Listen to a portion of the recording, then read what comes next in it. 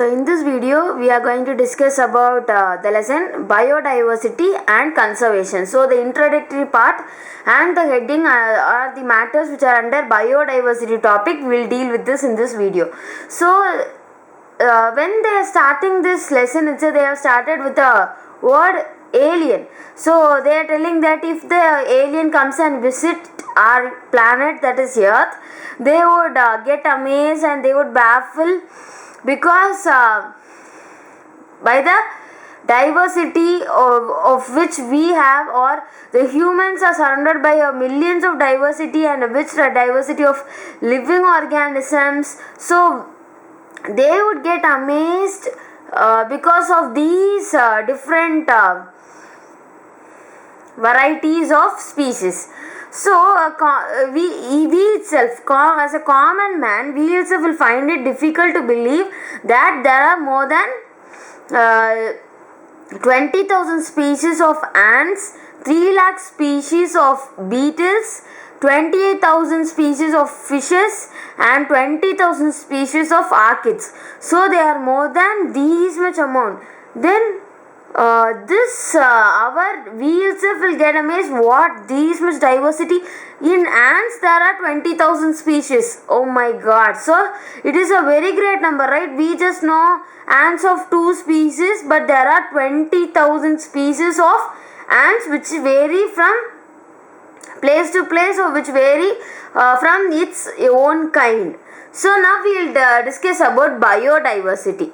So here the term biodiversity was actually, before discussing the term, here the immense, that is heterogeneity, that is the immense diversity, is not only at the species level. We have seen different types of species of ants, beetles, fishes, but this is not alone for the species level, but also it all the biological organizations ranging from the macromolecules within the cells to biomes. This biological organization or the immense diversity exists.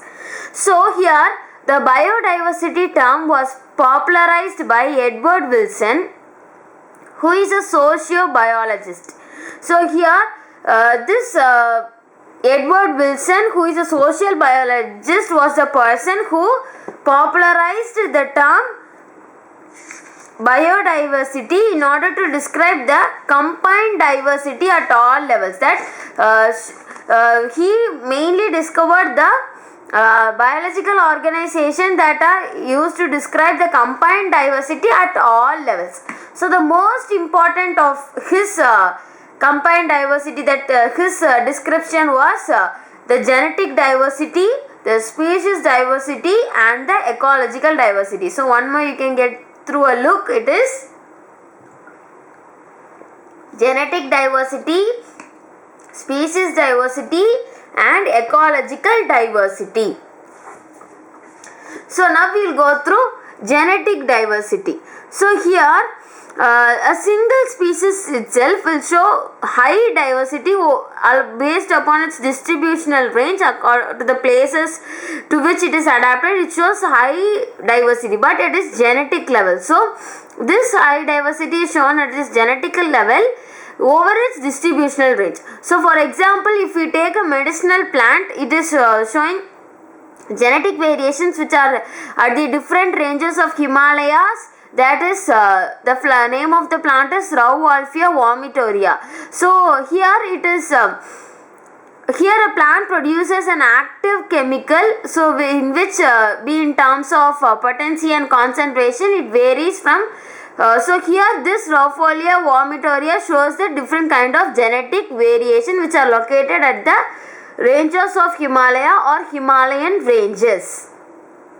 So if we take India, so our own country, if we take India alone have 50,000 strains of rice. That is, each strain of rice are genetically different. So we have not only 50,000 but more than 50,000 strains of rice we have, which are genetically different. And in mango alone, which is a very common fruit which we are very familiar with, there are about 1,000 varieties of mango alone.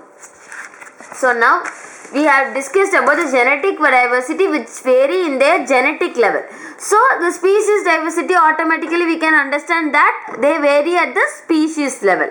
So here it is a record told that the amphibian species diversity. So if we take the amphibians, this diversity is the comparison of, they have taken the amphibious species diversity in the Western Ghats and Eastern Ghats. They have told that Western Ghats have greater amphibian species diversity than the Eastern Ghats. So here when the diversity is at species level, then we tell it as species diversity. So now it is ecological diversity. So when we discuss about this diversity, by the very name of the diversity, we can understand that here the diversity is at the ecosystem level. So here when we take India, we all know that India is a diverse country, that is we are a very huge population with all religions, multi languages. So at the same time we also stand in a higher position by our ecosystem also. So here when we compare with the Scandinavian countries like Norway, here India has the rich ecosystem diversity because in India we have deserts, rainforests, wetlands, coral reefs, mangroves, estuaries, alpine meadows. So these all combine together to increase or increases the level of our ecological diversity. So we may think that this diversity is formed of 1 or 2 years. No, millions of years takes to make out or to bring out this rich diversity in nature. So millions of years takes place. But nowadays we are losing our species because of many causes, natural disasters, by deforestation. So by many man-made causes and many natural occurrence, we are losing this species. That is, some species are getting extinct before we identify them. So if this, many of them are telling that, or many of the biologists or scientists tells that, if this present rate of species loss continue, then we would lose the complete diversity of nature less than 2 centuries. That is, we won't last with this diversity for more than 2 centuries. Before that we may lose this diversity. So here it is a major threat for us, that is we losing our diversity. So here if a person or if a nation is going to lose its diversity, then it may cause major diseffects in their everyday pattern. So here now, but nowadays this biodiversity and the conservation of this biodiversity has become a vital environmental issue of international concern, because the people all around the world have begun to realize the very critical importance of this biodiversity. So if a person need to survive, or for a person's well-being, this or a person to survive in a better way, this biodiversity and its conversion is very important for us. So in this planet, biodiversity is a major cause for the survival of the human beings. Thank you.